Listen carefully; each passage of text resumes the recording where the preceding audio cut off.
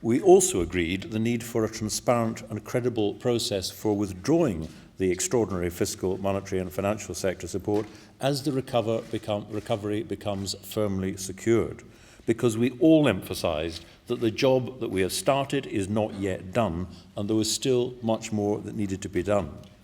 We agreed, though, this was the time to start developing appropriate exit strategies, working with the IMF and the Financial Stability Board, but we recognised that the scale, the timing and sequencing of those actions would vary across countries and the types of policy measures that have been put in place.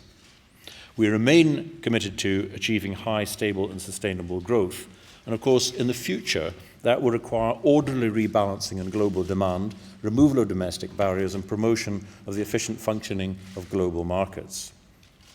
We also recognised that the need to combat climate change was necessary for a sustainable future, that it was urgent and that we needed to work towards a successful outcome in Copenhagen in December. We've made significant progress in strengthening the IFIs, the international financial institutions, but there is more there to do. We're close to completing the delivery of $850 billion of additional resources that we agreed in April. Indeed, I think the Managing Director of the IMF has said that we have actually collected the sum that we sought to do, including an expanded and more flexible new arrangements to borrow and £50 billion to support low-income countries. The multilateral development banks are also fully on track to deliver £100 billion of additional lending.